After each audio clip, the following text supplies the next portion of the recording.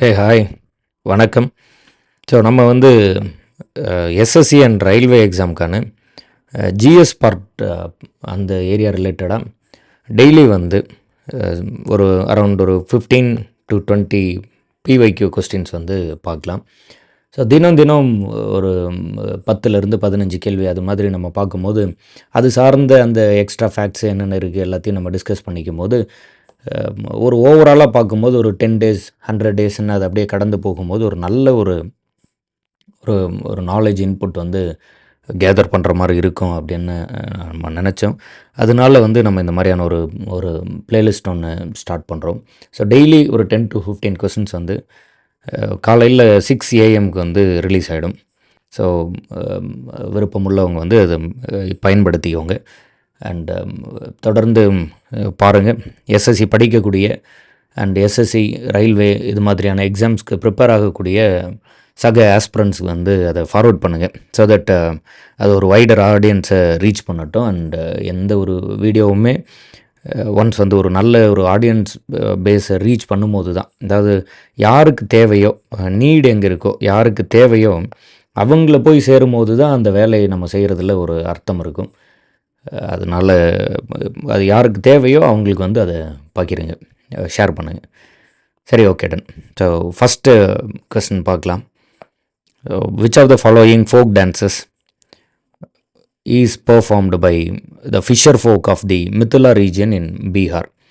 So இந்த Mithila region of Bihar அந்த இடத்துல இருக்கக்கூடிய இந்த ஃபிஷர்மேன் அவங்க வந்து பெர்ஃபார்ம் பண்ணக்கூடிய அந்த டான்சஸ், ஃபோக் டான்ஸ், அது வந்து எது அப்படிங்கிறதான் கொஸ்டின். அண்ட் ஒவ்வொரு கொஸ்டின்லையுமே நம்ம வந்து இந்த மாதிரி அது எந்த டெஸ்ட்டில் கேட்டிருந்தாங்க அப்படிங்கிறத மென்ஷன் பண்ணிடுறோம்.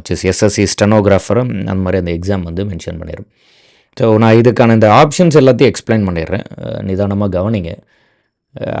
அதை வச்சு நம்ம என்ன ஆன்சராக இருக்கும் அப்படிங்கிறத கெஸ் பண்ணிடலாம்.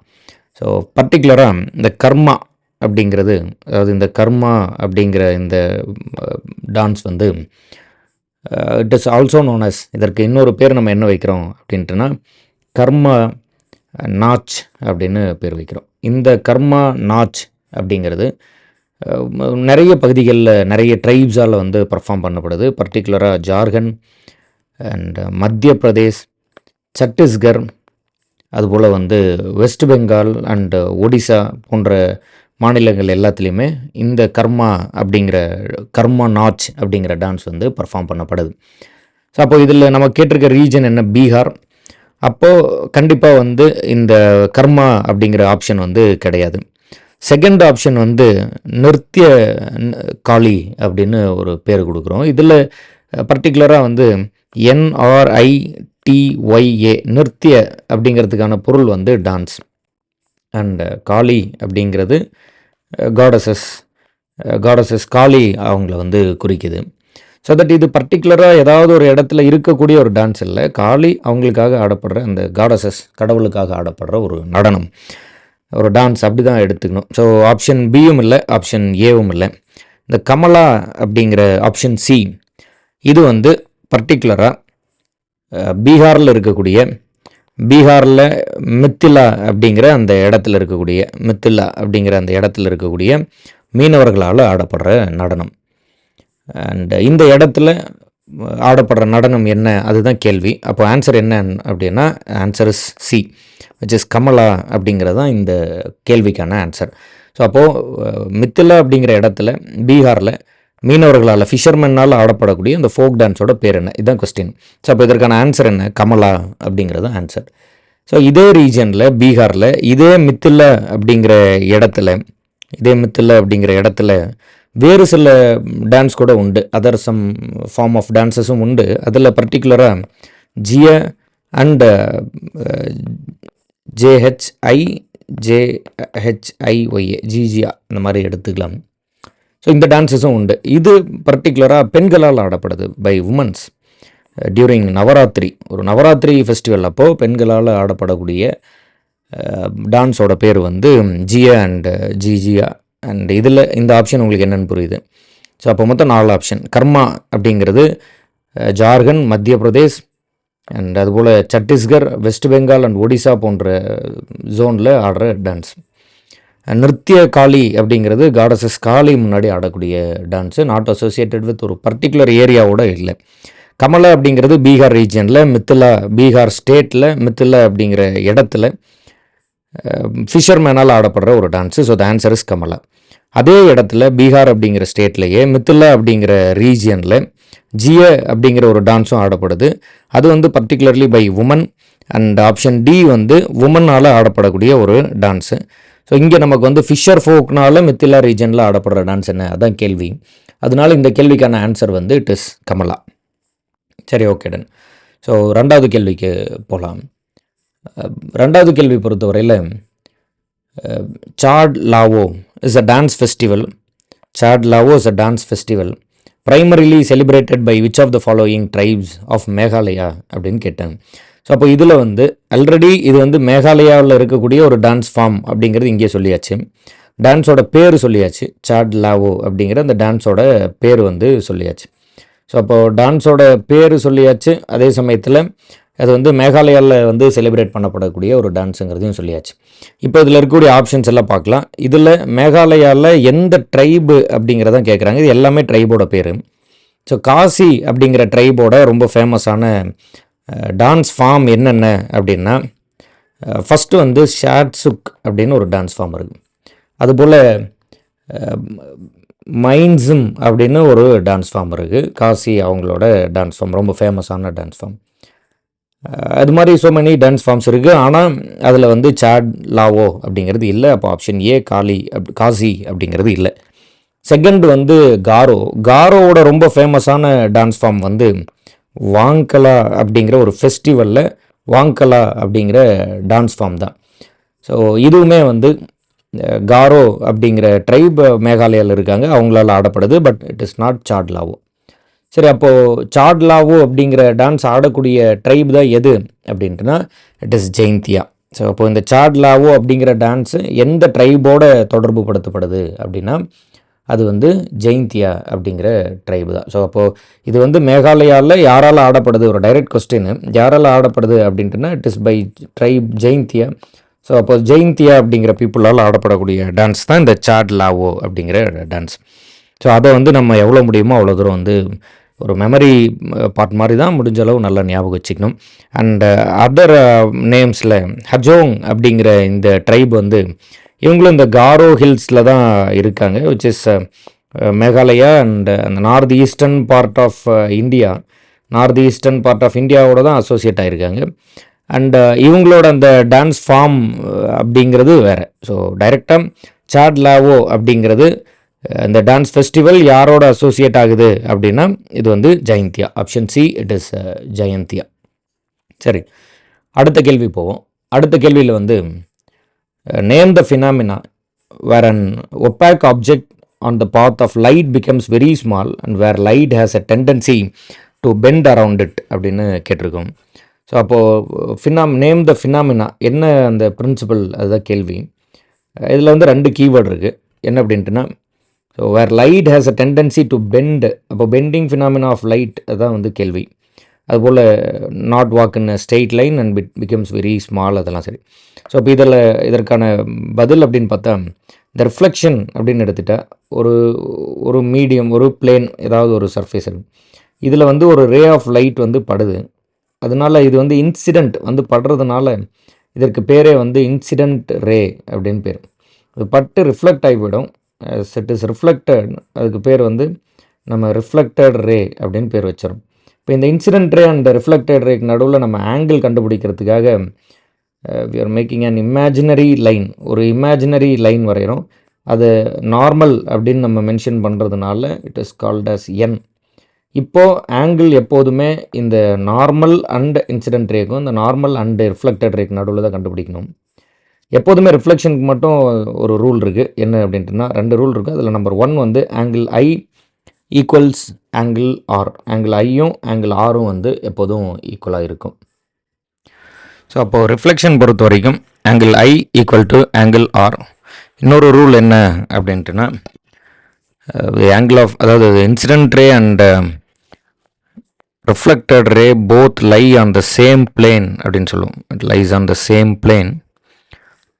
பட் ஓகே, இப்போதைக்கு இந்த ரெண்டு இடத்துலையுமே லைட் வந்து ட்ராவல்ஸ் இன் ஸ்ட்ரெயிட் லைன், எங்கேயுமே பெண்ட் ஆகலை. அப்போது ஆப்ஷன் ஏ இல்லை. அதே போல் ஆங்கிள் ஆஃப் ரிஃப்ராக்ஷன் அப்படின்னு யூஸ் பண்ணியிருக்கோம். இங்கே ரிஃப்ராக்ஷன் அப்படிங்கிறது என்னென்னா, அதாவது when light travels in a straight line அப்படின்னா அதற்கு பேர் வந்து நம்ம வந்து ரிஃப்ளெக்ஷன், அதாவது ரிஃப்ளெக்ட் ஆகி ஸ்ட்ரெயிட் லைனில் போயிடுது. இப்போ ரெண்டு மீடியம்க்கு நடுவில் போகுதுன்னு வச்சுப்போம். இப்போ சே வந்து ஒரு from tensor medium to rarer medium அப்படின்னு படிப்போம். ரொம்ப டென்சிட்டியான ஒரு மீடியம்லேருந்து டென்சிட்டி கம்மியான ஒரு மீடியம் போகுதுன்னா இந்த ரெண்டு மீடியம்க்கு நடுவில் நம்ம இமேஜினரியாக ஒரு லைன் வரைஞ்சிக்கிறோம். And it is called normal. Light வந்து டென்சர் மீடியம்லேருந்து ரேரர் மீடியம் போகும்போது அது வந்து ஸ்ட்ரெயிட் லைனில் போகிறதுக்கு பதிலாக பெண்ட் ஆகிருக்கும். ஸோ அந்த பெண்டிங் ஃபினாமினாக்கு பேர் ரிஃப்ராக்ஷன். இப்போ எப்போதுமே நார்மலுக்கு நடுவில் தான் நம்ம ஆங்கிள் கண்டுபிடிக்கணும்னு சொல்லியிருந்தோம். ஸோ இது வந்து ரிஃப்ராக்ட் ஆனதுனால, பெண்ட் ஆனதுனால இதற்கு பேர் ரிஃப்ராக்டட் ரே அப்படின்னு பேர். இது இன்சிடென்ட் வந்து பட்டதுனால இதற்கு பேர் இன்சிடென்ட் ரே அப்படின்னு பேர். இப்போ இன்சிடென்ட் ரேக்கான ஆங்கிள் நம்ம எங்கே கண்டுபிடிக்கணும் அப்படின்ட்டுனா between normal and incident ray. Refracted ரேக்கான ஆங்கிள் எங்கே கண்டுபிடிக்கணும் அப்படின்ட்டுனா between normal and refracted ray. So இந்த இடத்துல ஆங்கிள் ஆஃப் ரிஃப்ராக்ஷன் அப்படின்னு கொடுத்துருக்காங்க. ஸோ அப்போ இந்த பெண்டாங்கிற இடத்துல ஆங்கிள் ஆஃப் ரிஃப்ராக்ஷன் அப்படின்னு கூட நம்ம வந்து எடுத்துக்கலாம். பட் அது இல்லை. ஏன் இது வந்து இல்லை அப்படின்ட்டுனா, where an opaque object on the path of the light becomes very small and where light has a tendency to bend around it and not walk in a straight line அப்படின்னு கொடுத்துருக்காங்க. So அப்போது இது வந்து ஒரு ஆப்ஜெக்டை வந்து ஒரு opaque ஆப்ஜெக்டை பாத் ஆஃப் த லைட்டில் வந்து இது பெருசு பண்ணுறதோ சின்னது பண்ணுறதோ அந்த மாதிரியான வேலைகளை செய்யாமல் இருக்க பாதையிலேருந்து, தன்னோட ஸ்ட்ரெயிட் லைன் பாதையிலேருந்து பெண்ட் ஆகி போகும். அப்படி பெண்ட் ஆகிற ஃபினாமினாக்கு பேர் ரிஃப்ராக்ஷன். நார்மலுக்கு அதுக்கு நடுவில் நம்ம கண்டுபிடிக்கிற ஆங்கிளுக்கு பேர் ஆங்கிள் ஆஃப் ரிஃப்ராக்ஷன். நார்மலுக்கு அதுக்கு நடுவில் நம்ம கண்டுபிடிக்கிற ஆங்கிளோட பேர் வந்து ஆங்கிள் ஆஃப் ரிஃப்ராக்ஷன் அப்படின்னு வைக்கிறோம்.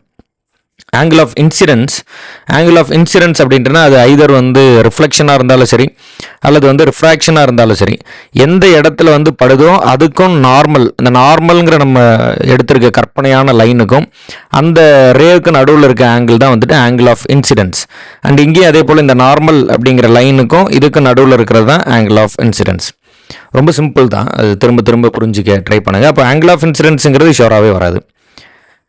ஸோ அப்போது இங்கே நம்ம என்ன கேட்டிருக்கோம், நேம் த ஃபினாமினன் தான் கேட்டிருக்கோம். அப்போது ஆங்கிள் ஆஃப் ரிஃப்ராக்ஷன் கிடையாது. அதாவது அந்த ஃபினாமினன் பேர் என்ன, ரிஃப்ளெக்ஷனா, ரிஃப்ராக்ஷனா அல்லது வந்து டைஃப்ராக்ஷனா அப்படின்னு வந்து அந்த ஃபினாமினன் பேர் தான் கேட்டிருக்கோம். அதோட ஆங்கிள் பேர் வந்து நம்ம கேட்கல. அதனால ஆங்கிள் ஆஃப் ரிஃப்ராக்ஷனும் நம்ம எடுத்துக்க முடியாது. It is diffraction of light.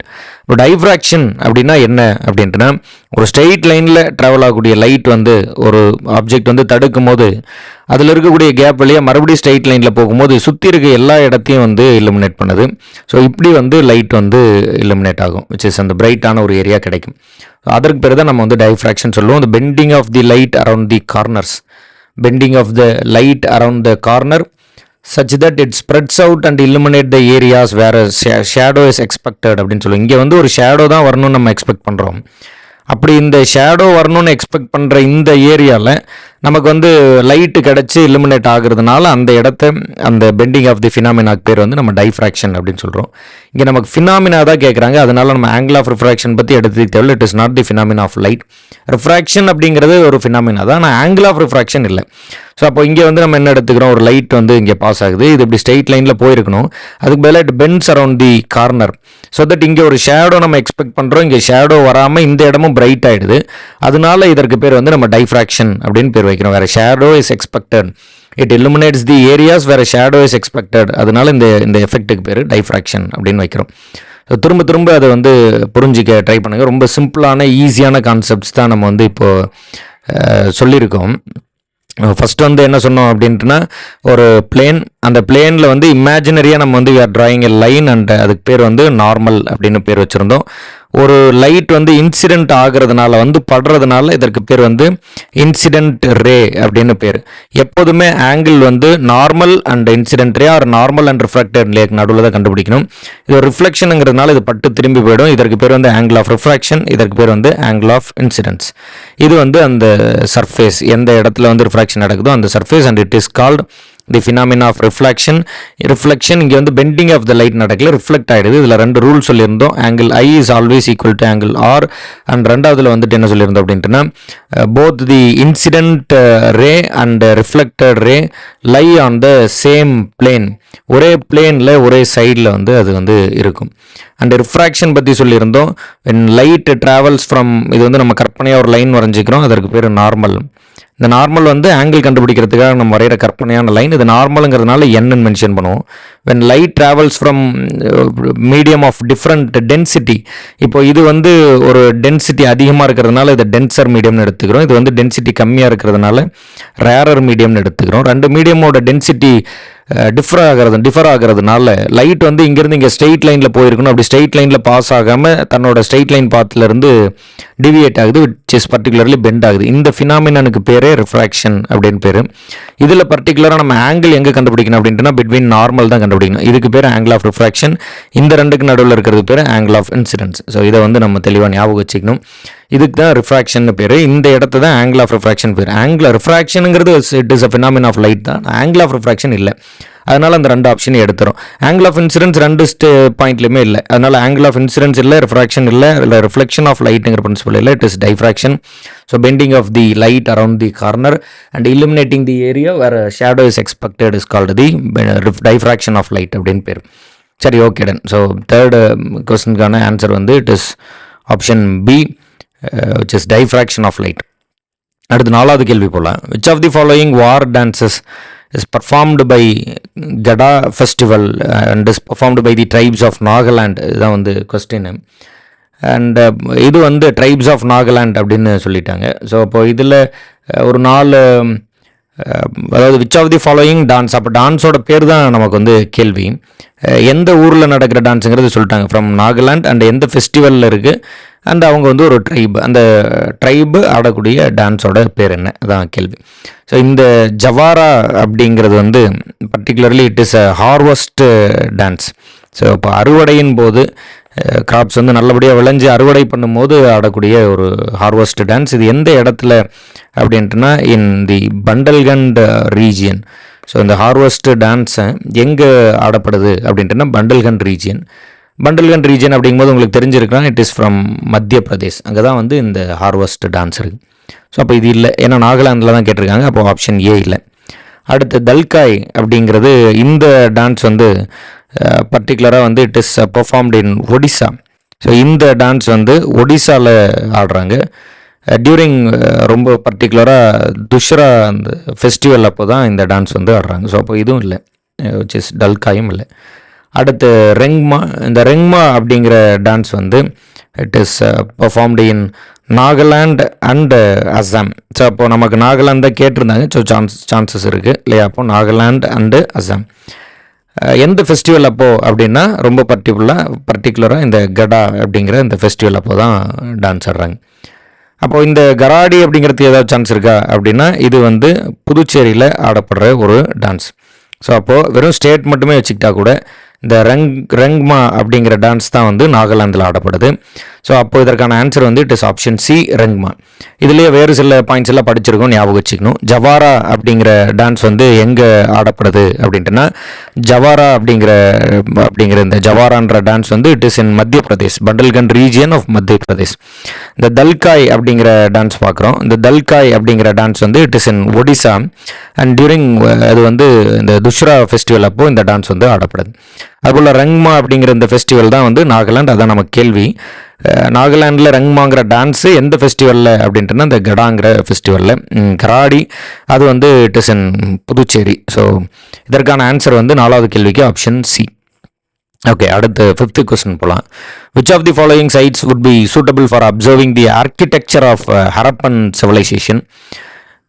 இது வந்து ரொம்ப ரொம்ப முக்கியமான ஒரு கொஸ்டின். ஃபஸ்ட்டு வந்து இந்த ஊரெல்லாம் எந்த ஸ்டேட்டுங்கிறத கிளியராக உள்வாங்கிட்டோம்னாவே ஒரு பேசிக்ஸ் வந்து கிடச்சிரும். ஸோ இந்த சுனபேடா அப்படிங்கிறது வந்து it is in Odisha. It is a municipality town in Odisha. Sanchi stupa அப்படின்னு நம்ம படிச்சிருப்போம், அதனால் இது ஞாபகம் இருக்கிறதுக்கு வாய்ப்பு இருக்குது. இட் இஸ் இன் மத்திய பிரதேஷ். அண்ட் பனவாலி அப்படிங்கிறது இட் இஸ் இன் ஹரியானா, மத்திய பிரதேஷ். இதில் இந்த பனவாலி அப்படிங்கிறது இட் இஸ் இன் ஹரியானா. இந்த வால்பாறை அப்படிங்கிறது it is in Tamil Nadu. So clear கட்டாக ஹரப்பன் சிவிலைசேஷன் பற்றி பேசுகிறாங்க. ஹரப்பன் சிவிலைசேஷனோட ஆர்கிடெக்சரை வந்து நம்ம எந்த ஊரில் எந்த ஃபாலோயிங் சைட்ஸில் வந்து அப்சர்வ் பண்ணலாம் அப்படிங்கிறதான் கேள்வி. ஸோ இப்போ இந்தியாவோட அந்த மேப் வந்து நம்ம எடுத்துட்டோம்னா, அதாவது இந்தியாவோட ஒரு அப்ராக்சிமேட்டான ஒரு மேப் ஒன்று நம்ம எடுத்துக்கிட்டோம்னா, இதில் ஹரப்பன் சிவிலைசேஷன் எங்கெங்கே இருந்தது அப்படிங்கிற ஒரு கொஸ்டின் இருக்குல்ல. ஸோ அதில் வந்து இந்த பக்கம் குஜராத்தில் ஹரப்பன் சிவிலைசேஷன் இருந்தது. அண்ட் அதுபோல் மேலே ராஜஸ்தான் அதுலேயும் ஹரப்பன் சிவிலைசேஷன் இருந்தது. அண்ட் அதற்கு மேலே ஹரியானாலையும் இருந்தது. இங்கே மிடில் மத்திய பிரதேசில் ஹரப்பன் சிவிலைசேஷனே இல்லை. அண்ட் ஒடிசாவில் அதற்கான அந்த சைட்ஸ் வந்து நம்ம வந்து பார்க்கல. ஸோ அப்போது ஒடிசா இல்லை, அண்ட் அதே போல் வந்து மத்திய பிரதேசம் இல்லை, வால்பாறை தமிழ்நாடும் இல்லை. அப்போது பனவாலி ஹரியானா அதுதான் சரியான ஆன்சர். ஸோ அப்போ இந்த கேள்வியை பொறுத்த வரைக்கும் இந்த ஆன்சர் இஸ் பனவாலி. அண்ட் எந்தெந்த ரீஜனில் ஹரப்பன் சைட்ஸ் இருந்தது அப்படின்னு ஒரு மேப்பை வச்சு அதை ஸ்டடி பண்ணணும்.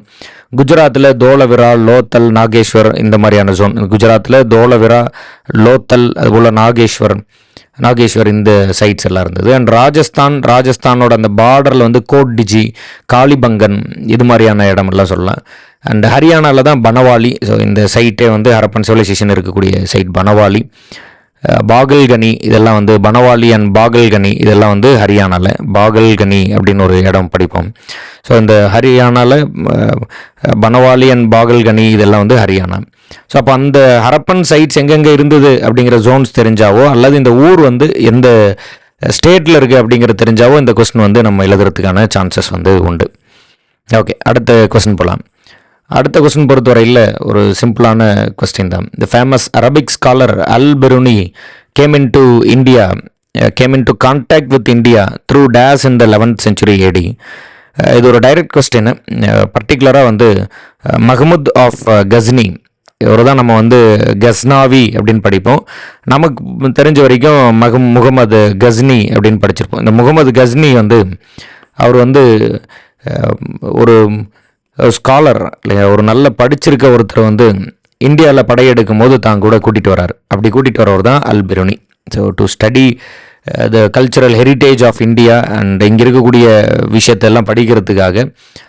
அண்ட் இவருக்கு வந்து நிறைய லாங்குவேஜஸ் அண்டு ஆஸ்ட்ராலஜி இது மாதிரியான விஷயத்துலலாம் அல் பெருனிக்கு வந்து ஒரு நாலேஜ் இருந்ததுனால அது தனக்கு பயன்படும் சொல்லி முகமது ஆஃப் கஜினி வந்து இந்தியாவுக்கு அல்பெருனியை கூட்டிகிட்டு வராரு ஒரு ஸ்காலர் அப்படிங்கிற முறையில். அப்படி தான் முதல்ல அல்பெருனி வந்து இந்தியாவுக்கான கான்டாக்ட் வச்சு இந்தியாவோட எஸ்டாப்ளிஷ் ஆகிறார்.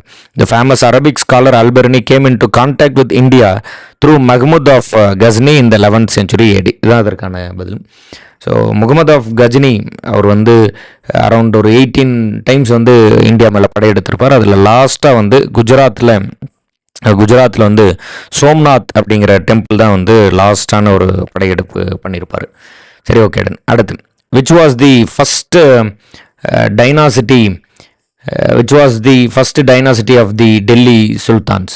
ஸோ இந்த which was the first dynasty of Delhi sultans அப்படிங்கிறது வந்து ரொம்ப ஈஸியான ஒரு கொஸ்டின் தான்.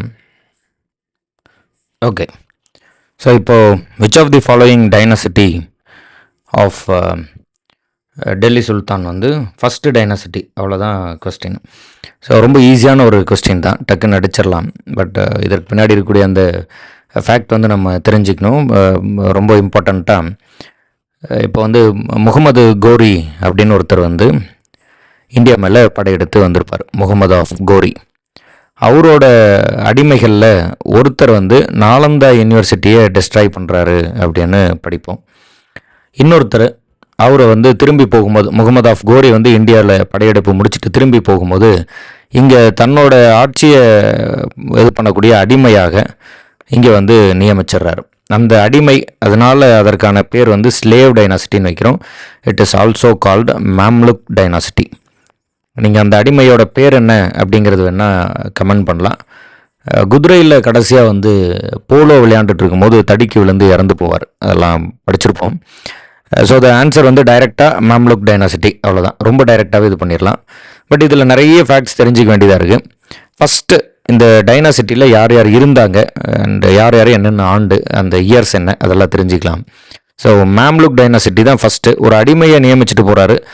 தன்னோட பேரில் இங்கே ஆட்சி பண்ண சொல்லி போனவர் இறந்து போயிடுவார். அதுக்கப்புறம் அந்த அடிமை வந்து இண்டிபெண்டன்ஸ் அறிவிச்சிருவார். அப்படி தான் இந்தியாவில் வந்து டெல்லி சுல்தானோட அந்த ரூல் வந்து தொடங்குது. ஸோ இப்போ இந்த மேம்லுக் டைனாசிட்டியோட இயர் என்ன அப்படின்னா 1206 1290 1290 வரைக்கும். செகண்ட் டைனாசிட்டி யார் அப்படின்ட்டுனா it is Khilji dynasty. So இப்போ கில்ஜி டைனாசிட்டியோட அந்த இயர் என்ன, எப்போலேருந்து எப்போ வரைக்கும் இருந்தாங்க அப்படின்ட்டுனா கில்ஜி டைனாசிட்டி 1290 1320 வரையில் இருப்பாங்க. அலாவுதீன் கில்ஜி அப்படிங்கிற பேரெல்லாம் நம்ம கேள்விப்பட்டிருக்கலாம். ஸோ தேர்டு டைனாசிட்டி வந்து it is Tughlaq dynasty. Tughlaq dynasty வந்து ரொம்ப பர்டிகுலராக 1320 1320 1414 வரைக்கும் இருப்பாங்க.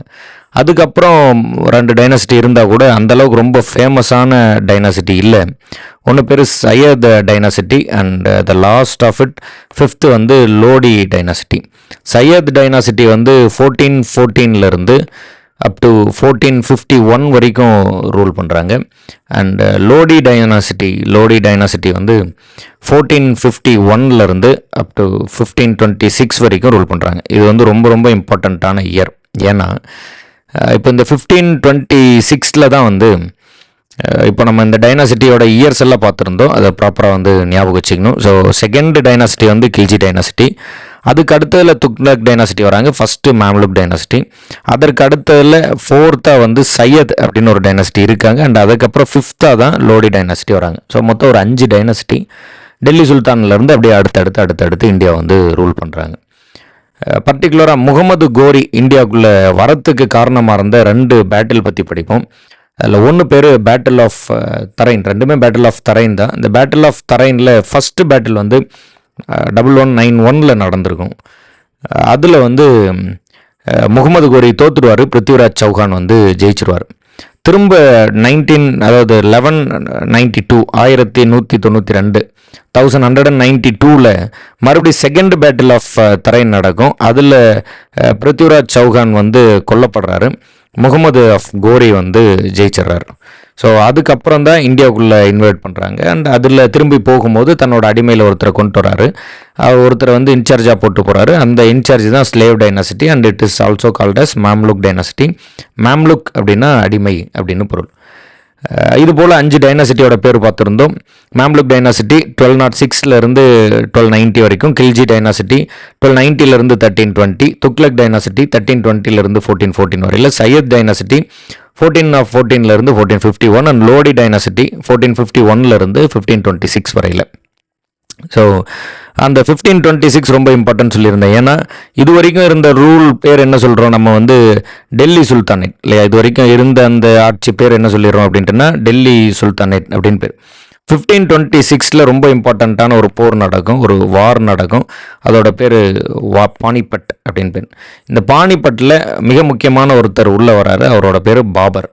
அண்ட் இவர் தான் வந்து paves the way for Mughals in India. அதன் பிறகு தான் முகல்ஸ் வந்து உள்ளே வராங்க. பாபரோட 4 முக்கியமான போர்கள், 4 இம்பார்ட்டன்ட் வார்ஸ் வந்து படிப்போம். பாபர் பற்றி படிக்கும்போது 1526 பேட்டில் ஆஃப் பானிபட். அதுக்கப்புறம் கான்வா அப்படிங்கிற இடத்துல ராஜபுத்திரர்களோட சண்டை போடுவார். It is 1527. அண்ட் அதே போல் சந்தேரி அப்படின்னு ஒரு ஃபைட் ஒன்று நடக்கும். அது வந்து 1528. அண்ட் சிமிலர்லி அதுபோல் இந்த காக்ரா அப்படிங்கிற ஒரு ஃபைனல் ஃபைட் ஒன்று நடக்கும். அது வந்து 1529. அதுக்கப்புறம் இவரோட பையன் ஹுமாயூன், அவரோட பையன் அக்பர், அது மாதிரி அடுத்தடுத்து நம்ம படிச்சுட்டே வருவோம். இப்போதைக்கு டெல்லி சுல்தானோட ஃபஸ்ட்டு டைனாசிட்டி பேர் பார்த்தோம். அவங்க வந்து 1526 வரைக்கும் ரூல் பண்ணுறாங்க.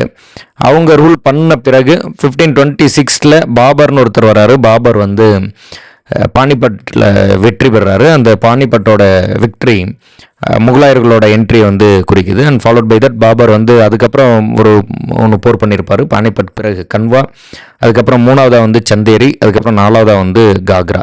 ஸோ இந்த வருஷம் ரொம்ப ரொம்ப முக்கியம் இல்லையா. பானி, அதுக்கடுத்ததில் கான், அதுக்கடுத்ததில் சந்து, அதுக்கடுத்ததில் காக்ரா. நீங்கள் ஏதாவது ஒரு ஷார்ட்கட் வச்சு இதை வந்து ஞாபகம் வச்சுக்கலாம். இல்லை எப்பவும் போல் நம்ம பயன்படுத்துகிற மாதிரி இந்த PKCG இது மாதிரி ஏதாவது ஒரு ஷார்ட்கட் வந்து யூஸ் பண்ணலாம்.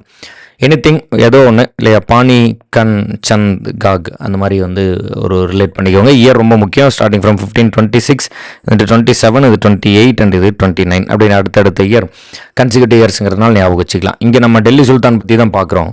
சிம்பிளான கொஸ்டின் தான். Which was the first dynasty of the Delhi sultan? First dynasty of the Delhi sultan வந்து மாம்லுக் டைனாசிட்டி. அதோட ஸ்டோரி எல்லாம் சொல்லியிருந்தோம். ரிலேட் பண்ணி அதை படித்து வச்சுக்கோங்க எவ்வளோ முடியுதோ அது. சரி, ஓகே டன். அடுத்து அதுபோல் sepoy mutiny of 1857 did the following dates did the soldiers Meerut start the journey to Delhi. இதில் வந்து ஆப்ஷன் எந்தளவு சரியாக இருக்குன்றது எனக்கு தெரில. பட் அவங்க கொடுத்துருக்கிறது வந்து May 10 கொடுத்துருக்காங்க. சரியாக நடக்கிறது என்ன அப்படின்னு பார்த்தா May 10 அன்னைக்கு 1857 மங்கள் பாண்டே அப்படின்னு ஒருத்தர் வந்து என்ன பண்ணிடுறாரு அப்படின்னா, ஒரு பிரிட்டிஷ் ஆஃபீஸரை சுட்டுறாரு. May 11 அன்னைக்கு தான் டெல்லியை நோக்கி அவங்க வந்து நடந்து போக ஆரம்பித்ததாக வந்து சொல்லுவாங்க. அப்படி தான் வந்து டேட்டாஸ் இருக்குது. பட் ஓகே, இங்கே வந்து May 10 ஆன்சர் கொடுத்துருக்காங்க. அதனால் எது சரி, எப்படி மேபி 10th வந்து அதுக்கு எதனா சான்ஸ் இருக்கா, அந்த மாதிரி ஏதாவது எங்கேயாவது ஒரு இடத்துல ரெஃபரன்ஸ் இருக்கா, அதை பார்த்துட்டு கூட நீங்கள் கமெண்ட்டில் வந்து சொல்லுங்கள். எப்படி பார்த்தாலும் இந்த May 10 and 11, 10 வந்து அந்த ரிவோல்ட் வந்து ஸ்டார்ட் ஆகிடுது, 11 வந்து started there journey to Delhi. And மற்ற டேட்டெல்லாம் உங்களுக்கு தெரிஞ்சிருக்கணும் எப்பப்போ என்னென்னன்ட்டு. ஸோ இது ரிலேட்டடாக ரொம்ப பேசிக்கான ஒரு சில ஃபேக்ட்ஸ் நம்ம படிக்கணும் அப்படின்ட்டுனா, எந்தெந்த ஏரியாவில் யார் யார் வந்து இன்சார்ஜாக இருந்தாங்க, யார் வந்து அவங்கள சப்ரஸ் பண்ணாங்க அப்படின்ட்டு ஒரு சில மேஜரான ஏரியாஸ் படிப்போம். ஸோ இந்த கேள்வி பொறுத்த வரைக்கும் May 10 அப்படிங்கிறதான் ஆன்சரு. ஸோ இந்த ரிவோல்ட் பொறுத்த வரைக்கும் மங்கள் பாண்டே அவர் வந்து ஒரு பிரிட்டிஷ் ஆஃபீஸரை வந்து ஷூட் பண்ணுறாரு. அதனால இது வந்து ஸ்டார்ட் ஆகுது. அண்ட் ஈவன் மங்கள் பாண்டேவுமே வந்து April 8 அப்போ வந்து ஹேங்க்டு டு டெத். April 8 அப்போ அவர் வந்து ஹேங்க்டு டு டெத் அப்படின்னு நம்ம படிப்போம். மார்ச்லேயே வந்து ஷூட் பண்ணிடுவாங்க. March 29 அந்த டேட் எல்லாம் கூட இங்கே இருக்குது. இது எல்லாமே படிப்போம். பட் ஓகே, படிக்கலாம். இப்போதைக்கு நம்ம வந்து அவங்க எப்போ வந்து இது பண்ணுறாங்க, எப்போ வந்து அந்த ரிவோல்ட் ஸ்டார்ட் ஆகுது, டெல்லி நோக்கி போகிறாங்க, இந்த டேட்டு தான் இதற்கான ஆன்சர் வந்து May 10. அதெல்லாம் வந்து நம்ம பார்த்துக்கிறோம். இதில் இந்த ரிவோல்ட் ரிலேட்டடாக ஒரு சில இம்பார்ட்டண்ட் ஏரியாவாக எந்தெந்த ஊரில் யார் வந்து லீடரு, யார் அவங்கள சப்ரஸ் பண்ணது அப்படின்னு ஒரு சில ஃபேக்ட்ஸ் படிப்போம். அதை வந்து கவனிச்சிடணும். ஸோ வெரி ஃபஸ்ட் வந்து டெல்லி. அண்ட் டெல்லியில் வந்து it is Bahadur Shah. So டெல்லியில் வந்து பகதூர் ஷா 2. இங்கே வந்து எந்த பிரிட்டிஷ் ஆஃபீஸர் வந்து அவங்கள வந்து சப்ரஸ் பண்ணுறாரு அப்படின்ட்டுனா இட் இஸ் ஜான் நிக்கல்சன். அவர் தான் வந்து இதை வந்து இந்த ரிவோல்ட்டை டெல்லியில் சப்ரஸ் பண்ணுறாரு. And followed by that Lucknow வந்து ரொம்ப இம்பார்ட்டண்ட்டான ஒரு பகுதியாக இருந்திருக்கும். It is Begum Hazrat Mahal.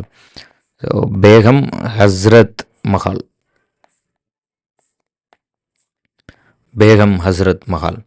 And அங்கே வந்து இந்த ரிவோல்ட்டை சப்ரஸ் பண்ண ஒரு பேர் வந்து ஹென்ரி லாரன்ஸ். அதுபோல் அடுத்தது வந்து இட் இஸ் கான்பூர். அண்ட் கான்பூரில் இந்த ரிவோல்ட்டை லீட் பண்ணது வந்து it is Nana Sahib. And அங்கே வந்து ரிவோல்ட்டை சப்ரஸ் பண்ணது யார் அப்படின்ட்டுனா sir Colin Campbell.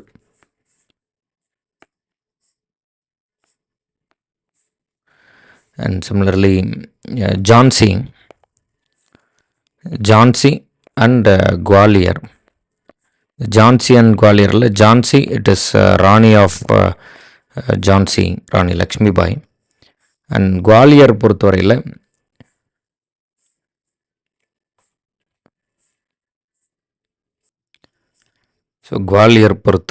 It is Tantia Tope and Rani Lakshmibai. And இந்த இடத்துல அந்த ரிவோல்ட்டை வந்து எண்டுக்கு கொண்டு வரக்கூடிய அந்த பிரிட்டிஷ் ஆஃபீஸர் வந்து இட் இஸ் ஹக்ரோஸ் அப்படின்னு படிப்போம். அண்ட் அதுபோல் இன்னும் அதர் இம்பார்ட்டன்ட் பிளேசஸ் இருக்குது. Like it is Bareilly. And in Bareilly அங்கே வந்து இட் இஸ் கான் பகதூர் கான். அந்த இடத்த லீட் பண்ணவர் வந்து it is Khan Bahadur Khan. And இந்த இடத்துல இந்த ரிவோல்ட்டை எண்டுக்கு கொண்டு வரவர் வந்து it is sir Colin Campbell. அவர் தான் எண்டுக்கு கொண்டு வராரு.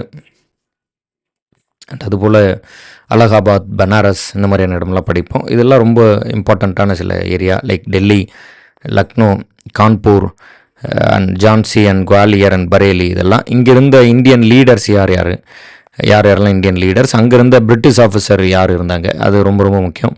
அதுலேயும் பர்டிகுலராக இந்த ஹக்ரோஸ் அப்படிங்கிறவரெலாம் இன்னுமே ரொம்ப ரொம்ப இம்பார்ட்டண்ட்டான ஒரு ஆள். ஸோ தெளிவாக வந்து படிக்கணும். இதில் பொறுத்த வரைக்கும் sepoy mutiny of 1857, soldiers at Meerut start their journey to Delhi அப்படின்ட்டு இட் இஸ் May 10. அவ்வளோதான். அடுத்த கொஸ்டின் வந்து which of the following statements are incorrect about the features of Indian constitution. இதில் வந்து ஃபஸ்ட்டு நம்ம புரிஞ்சுக்க வேண்டிய விஷயம் வந்து இன்கரெக்ட் ஸ்டேட்மெண்ட் தான் கேட்குறாங்க. ஸோ அதை வந்து ஃபஸ்ட் நல்லா கிளியராக உள்வாங்கிக்கணும். And then the constitution empowers prime minister to proclaim 3 emergencies. First ஸ்டேட்மெண்ட்டே தப்பு இல்லையா? ஸோ பிரசிடென்ட் தான் வந்து இந்தியாவை பொறுத்த வரைக்கும் எமர்ஜென்சி வந்து ப்ரொக்ளைம் பண்ணுறாரு. அதுபோல் reservation policy is there to uplift the disadvantaged sections of the society. Yes, correct. The supreme court has no power of judicial review. தப்பு. சுப்ரீம் கோர்ட்டுக்கு வந்து ஜுடிஷியல் ரிவ்யூ அப்படின்னு ஒரு பவர் ஒன்று இருக்குது. அண்ட் இட் ஈவன் ஹேஸ், நம்ம வந்து public litigation bill அப்படின்னு படிப்போம். ஜுடிஷியல் ரிவ்யூ அப்படின்னா என்னென்னலாம் படிக்கணும். Constitution provides for universal adult suffrage அப்படின்ட்டுனா ஃப்ரான்ச்சைஸ் தான், which is right to vote. இது வந்து சரி. ஸோ அப்போ எந்த 2 ஸ்டேட்மெண்ட் தப்பு? 1 and 3 தப்பு. அப்போ ஆப்ஷன் ஏ 1 and 3 தான் தப்பு. ஸோ இதில் வந்து நம்ம ஜுடிஷியல் ரிவ்யூ அப்படின்னு ஒரு விஷயத்தை பற்றி பார்த்துருக்கோம். அப்படின்னா என்ன அப்படின்ட்டுனா, ஜுடிஷியல் ரிவ்யூ அப்படின்ட்டுனா சரி நல்லா புரிஞ்சுக்கணும். இந்தியாவோட கான்ஸ்டிடியூஷன் வந்து it stands on 3 pillars, namely a body to enact law and it is called legislative. And அதை வந்து இம்ப்ளிமெண்ட் பண்ணுறதுக்காக we have executive body and we also have independent judiciary body. So legislative, executive and judiciary 3 pillars of the constitution அப்படின்னு நம்ம வந்து படிக்கலாம். So இப்போ இதில் நல்லா கிளியராக வந்து அதை நீங்கள் புரிஞ்சுக்கணும். லெஜிஸ்லேட்டிவ் இட் எனாக்ட்ஸ் லாஸ் இல்லையா? ஜுடிஷியரி வந்து ஜுடிஷியல் ப்ராப்ளம் ரிலேட்டடாக பார்க்குறாங்க. இந்த லா ரிலேட்டடாக உங்களுக்கு என்ன ரைட்ஸு அப்படின்னா, கெனாட் எனாக்ட் லா, சட்டம் இயற்ற முடியாது. கெனாட் எனாக்ட் லா, சட்டம் இயற்றவே முடியாது. ஆனால் இயற்றப்பட்ட ஒரு லா வந்து ஆல்ரெடி இம்ப்ளிமெண்ட் ஆகிடுச்சு அப்படின்னா அந்த லா வந்து இஃப் சப்போஸ் அது வந்து கான்ஸ்டிடியூஷனில் வந்து பொருந்தலை, it does not abide by the constitution, கான்ஸ்டிடியூஷனை மீற மாதிரி இருக்குது, பேசிக் ஸ்ட்ரக்சரை மீற மாதிரி இருக்குது, அந்த மாதிரி ஏதாவது ஒரு கண்டிஷன் இருந்தால் judiciary can abolish or recommend corrections. ஒரு கரெக்ஷன் ஒன்று வந்து பண்ண சொல்லி கேட்கலாம். So abolish or recommend corrections, amendments வந்து பண்ண சொல்லி அதில் வந்து கரெக்ஷன்ஸ் கேட்கலாம். அது வரைக்கும் வந்து அந்த லாவை வந்து சஸ்பெண்ட் பண்ணலாம். அந்த கரெக்ஷன் பண்ணுற வரைக்கும் அந்த லா வந்து செல்லாது அப்படின்னு சொல்லி அது வரையில் சஸ்பெண்ட் பண்ணி வைக்கலாம். ஸோ அந்த மாதிரி வந்து ஜுடிஷியரிக்கு பவர் இருக்குது. ஒரு நிறைய எக்ஸாம்பிள் இதற்கு வந்து நம்ம சொல்லலாம். பட் ஒரு சில பேசிக் எக்ஸாம்பிள்ஸ் வந்து இருக்குது. பர்டிகுலராக ஃப்ரம் தமிழ்நாடு இல்லையா? தமிழ்நாட்டில் ஹெல்மெட் வந்து போடாமல் இருந்தால் அதற்கு வந்து ஃபைன் வந்து இட் இஸ் ₹1000. இது வந்து இட் இஸ் பை லா, ஒரு சட்டமாக வந்து தமிழ்நாடு கவர்மெண்ட் வந்து எனாக்ட் பண்ணுறாங்க. Supreme court or high court on the other hand cannot enact law. இவங்க வந்து சட்டம் இயற்ற முடியாது. ஆனால் இந்த சட்டம் இருக்குல்ல, அதாவது ₹1000 ஃபைன் கட்டணும் அப்படின்னு ஒரு சட்டம் இருக்குல்ல, இதை வந்து அவங்க வந்து வித்ஹெல்டு பண்ணலாம் இல்லையா? அதாவது இது வந்து சட்டத்திற்கு புறம்பாக இருக்குது, அதனால் ஹோல்டு பண்ணுங்கள் அப்படின்னு வித்ஹெல்டு பண்ணலாம். அல்லது இதை வந்து நம்ம வந்து ரிப்பீல் பண்ணலாம், இந்த சட்டமே செல்லாது அப்படின்னு ரிப்பீல் பண்ணலாம். அல்லது மேக் நெசசரி கரெக்ஷன்ஸ் அப்படின்னு சொல்லி கவர்மெண்ட்டுக்கு வந்து சில நெசசரி அமெண்ட்மெண்ட்ஸ் வந்து பண்ண சொல்லி ரெக்கமெண்டேஷன்ஸ் கொடுக்கலாம். அப்போது ஒரு சட்டம் அரசியலமைப்புக்கு பொருந்துதா இல்லையா, வெதர் இட் இஸ் வந்து அபைட் பை த கான்ஸ்டிடியூஷனா இல்லையா அப்படிங்கிறத செக் பண்ணக்கூடிய அதிகாரம் வந்து இந்த கோர்ட் ஜுடிஷியரிக்கு இருக்குது. அதைத்தான் நம்ம என்னென்னு சொல்கிறோம் அப்படின்ட்டுனா ஜுடிஷியல் ரிவ்யூ அப்படின்னு சொல்கிறோம்.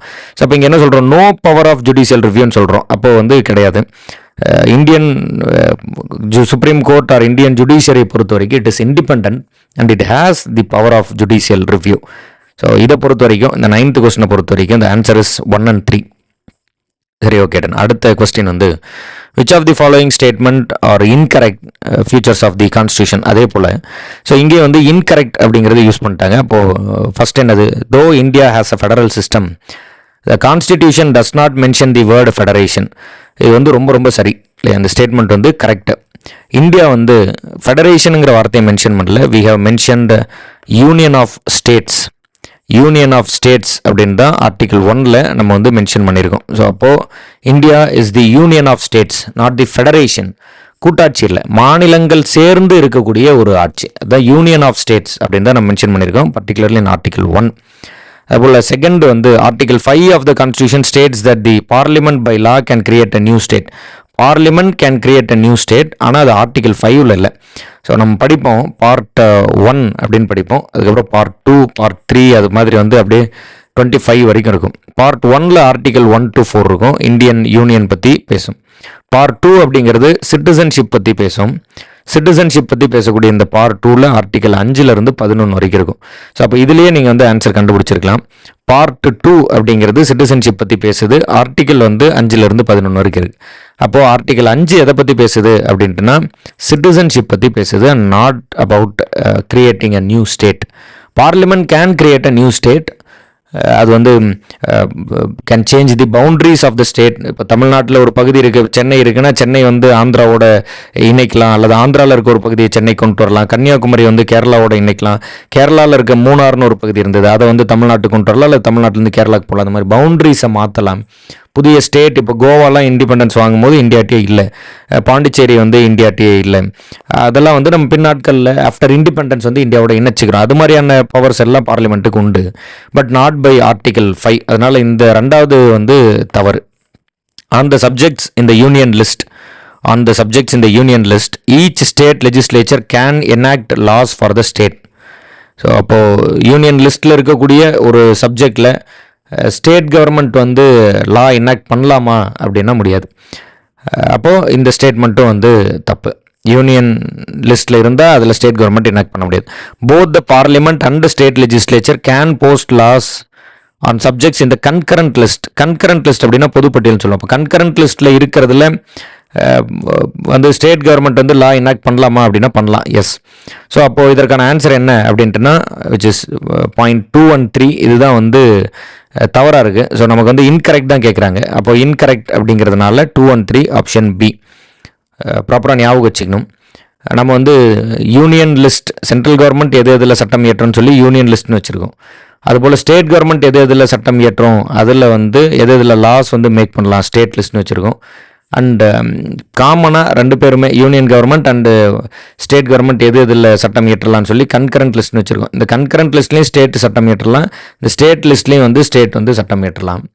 ஆனால் வந்து யூனியன் லிஸ்ட்டில் சட்டம் இயற்ற முடியாது. ஒரு எக்ஸ்ட்ராடினரி கண்டிஷன் இருக்குது, அதில் வந்து ராஜ்யசபா ஹேஸ் பவர். ஸோ ராஜ்யசபாவோட பவர்ஸில் with the approval of Rajya Sabha, Union government can enact law on state list.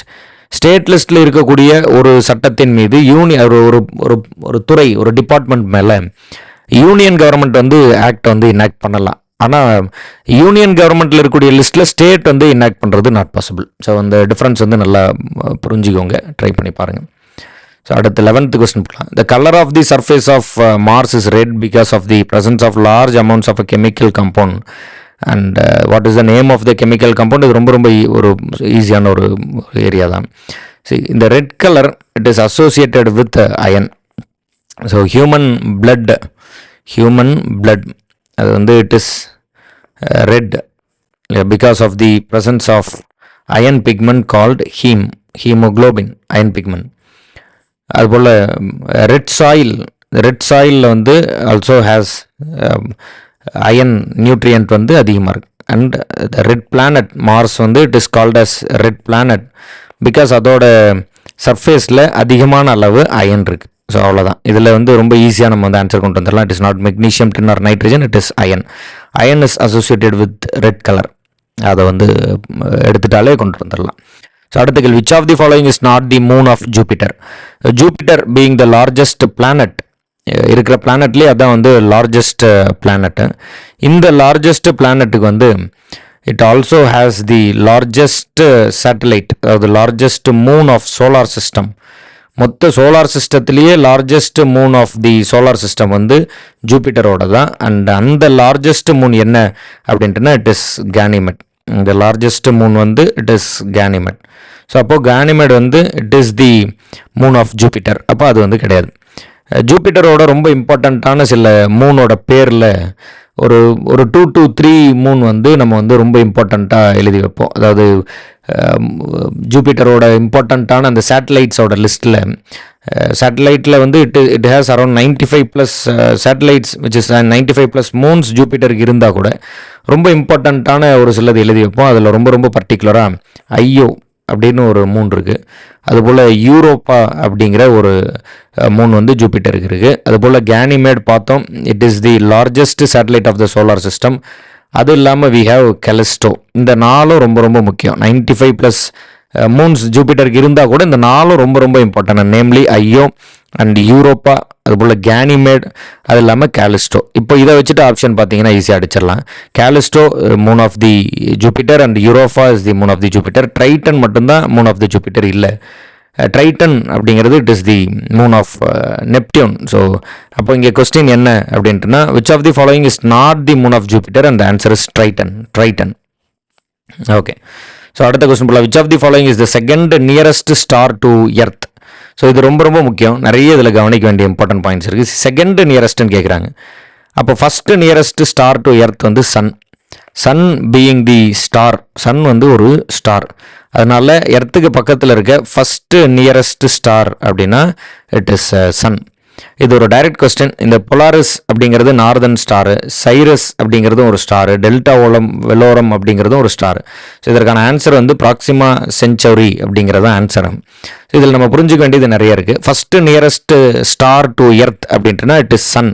So இங்கே என்ன கேட்டிருக்கோம், செகண்ட் நியரஸ்ட் ஸ்டார் தான் கேட்குறோம். இந்த செகண்ட் நியரஸ்ட் ஸ்டார் தான் இட் இஸ் ப்ராக்சிமா சென்ச்சௌரி. இந்த ப்ராக்சிமா சென்ச்சௌரி அப்படிங்கிற இந்த ஸ்டார் வந்து இட் இஸ் எவ்வளோ தொலைவில் இருக்குது அப்படிங்கிறதையும் சேர்த்து நம்ம வந்து படிச்சுக்கணும். அதுவுமே வந்து கேள்வியாக கேட்குறதுக்கான சான்சஸ் இருக்குது. ஸோ இந்த ப்ராக்சிமா சென்ச்சௌரி அப்படிங்கிறது வந்து it is 4.24 light years, 4.24 light years away from earth. அதுபோல் இன்னொரு மிக முக்கியமான ஒரு கொஸ்டின் ஒன்று படிப்போம். அது என்ன அப்படின்ட்டுனா, நம்ம இருக்கிறது வந்து it is milky way galaxy. நம்ம இருக்கிறது, பூமி இருக்கிறது, சோலார் சிஸ்டம் இருக்கிறதுலாம் it is milky way galaxy. அதுபோல் நியரஸ்ட்டு கேலக்ஸி அப்படின்னா, இந்த நியரஸ்ட்டு கேலக்ஸி அப்படின்னா நம்ம வந்து என்ன படிப்போம் அப்படின்ட்டுனா it is Andromeda galaxy. Nearest galaxy அப்படின்ட்டுனா இட் இஸ் ஆண்ட்ரோமெடா கேலக்ஸி. இந்த ஆண்ட்ரோமெடா கேலக்ஸி வந்து எவ்வளோ தொலைவில் இருக்குது அப்படின்ட்டுனா it is 2.5 million light years. 2.5 million light years. இந்த ரெண்டுக்குமான டிஃப்ரென்ஸ் நல்லா தெரிஞ்சு வச்சுக்கணும். இது மோஸ்ட்டாக வந்து நிறைய முறை கேட்கக்கூடிய கொஸ்டின்ஸு. ஸோ ப்ராக்சிமா சென்ச்சௌரி அப்படிங்கிறது இட் இஸ் 4.24 லைட் இயர்ஸ், அவ்வளோதான். ஆனால் ஆண்ட்ரோமெடா கேலக்ஸி அப்படிங்கிற இந்த nearest Galaxy it is 2.5 million light years. So அப்போ இங்கே ரொம்ப முக்கியமான இன்னொரு விஷயத்தை நம்ம படிக்கணும். அது என்ன அப்படின்ட்டுனா, so what is a light year? நல்லா கிளியராக வந்து கவனிச்சிருங்க. ஸ்பீட் ஆஃப் லைட் இல்லையா, லைட்டோட ஸ்பீடு வந்து நம்ம என்ன சொல்கிறோம் அப்படின்ட்டுனா 3 × 10⁸ metre by second, which is 3 lakh kilometre per second. நீங்கள் வந்து நல்லா ப்ராப்பராக அதை கன்வெர்ட் பண்ணி பார்த்தீங்கன்னா அதை தெளிவாக புரிஞ்சுப்பீங்க. ஒரு செகண்ட், அந்த ஒரு செகண்டில் 3 லட்சம் கிலோமீட்டர் பயணிச்சிடும். அதான் வந்து லைட்டோட ஸ்பீடு. இப்போது இந்த 3 × 10⁸ மீட்டர் பை செகண்டுன்னு இருக்கிறத அதை வந்து மினிட்ஸாக மாற்றி, மினிட்ஸை ஹார்ஸாக மணி நேரமாக மாற்றி, அதுக்கப்புறம் அதை ஒரு நாள் 24 ஹவர்ஸாக மாற்றி, அதை ஒரு வருஷமாக மாற்றுறோம். 365 மல்டிப்ளை பண்ணால் we get 1 light year. So the distance travelled by light in 1 year.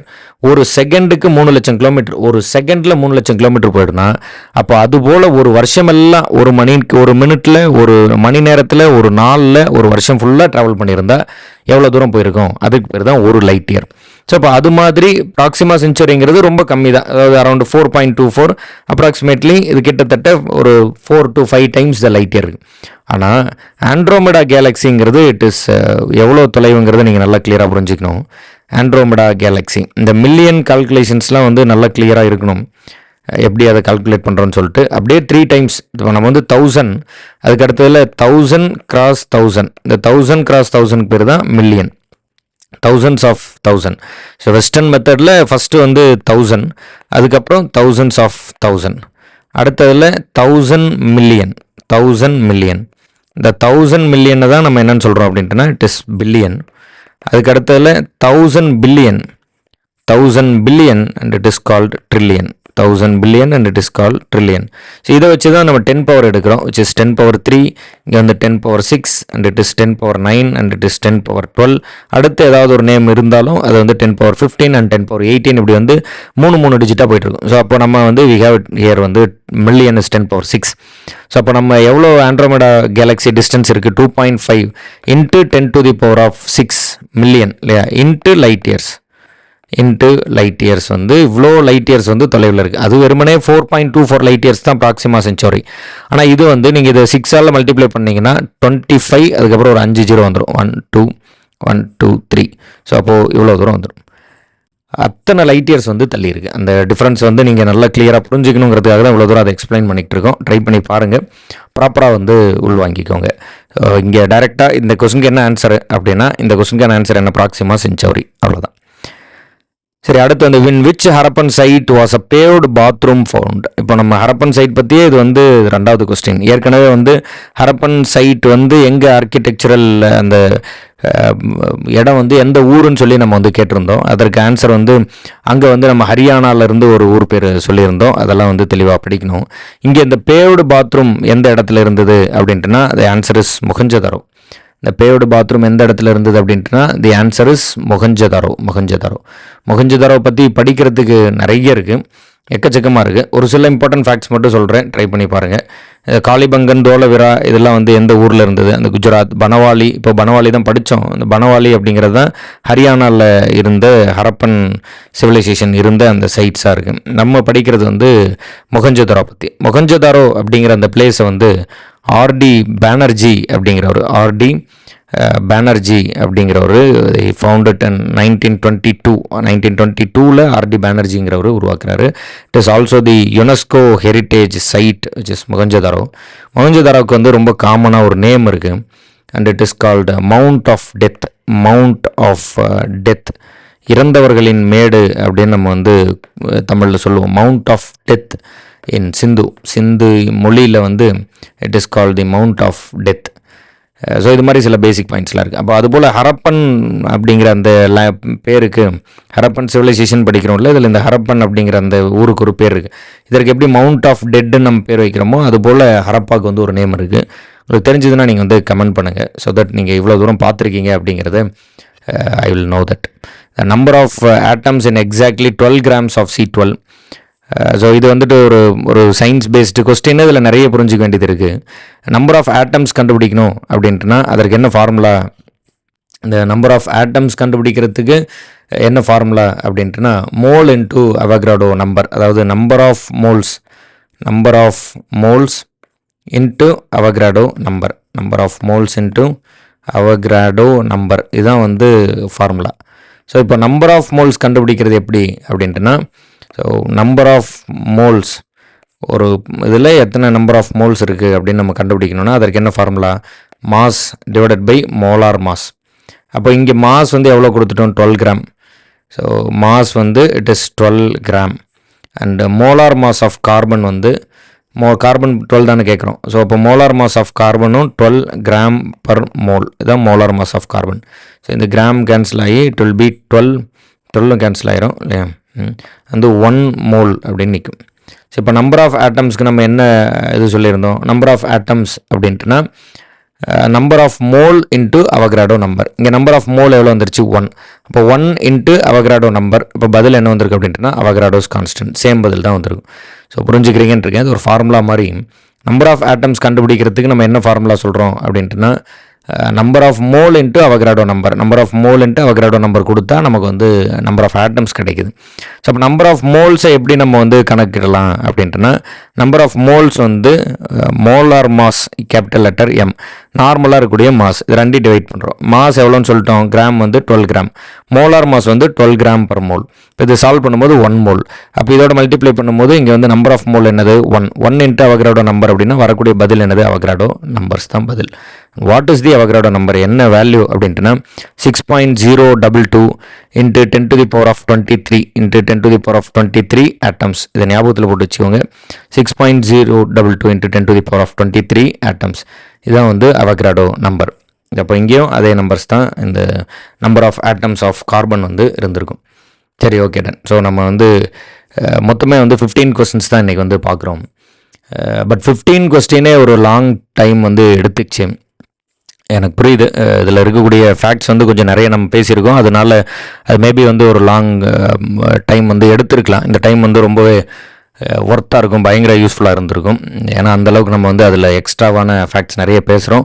And நம்ம பேசக்கூடியதும் வந்து பிவைக்யூ ப்ரீவியஸ் இயர் கொஸ்டின்ஸ் தான். அதனால் 2 விதத்துலையுமே இது வந்து ரொம்ப யூஸ்ஃபுல்லாக இருந்திருக்கும். அண்ட் இஃப் சப்போஸ் இந்த வீடியோ வந்து உங்களுக்கு யூஸ்ஃபுல்லாக இருந்திருந்தா அண்ட் அதுபோல் எஸ்எஸ்சி அண்ட் ஜிஎஸ்க்கு ப்ரிப்பேர் ஆகிட்டு இருக்கக்கூடிய ஆஸ்பிரண்ட்ஸ்க்கு யூஸ்ஃபுல்லாக இருக்கும் அப்படின்னு நீங்கள் ஃபீல் பண்ணீங்க அப்படின்ட்டுனா do like, share and subscribe to our SSC channel which is GK Shankar SSC, இதுதான் சேனலோட நேமு. அண்ட் நம்ம வந்து we have also created a Telegram channel. நீங்கள் வந்து அந்த டெலிகிராம் சேனலோட லிங்க் வந்து டிஸ்கிரிப்ஷனில் இருக்கும். விருப்பம் இருந்ததுன்னா நீங்கள் வந்து ஜாயின் பண்ணிக்கலாம். ஜிகே சங்கர் எஸ்எஸ்சி, இதுதான் வந்து அந்த டெலிகிராம் சேனல் அண்ட் யூடியூப்கான எல்லா அந்த கீவேர்ட்ஸ், சர்ச் வேர்ட்ஸ் இது எல்லாமே அதுதான். ஸோ அதை ட்ரை பண்ணி நீங்கள் வந்து ஜாயின் பண்ணிக்கோங்க. அண்ட் வேறொரு வீடியோவில் நம்ம வந்து will meet in one another video. Thank you so much.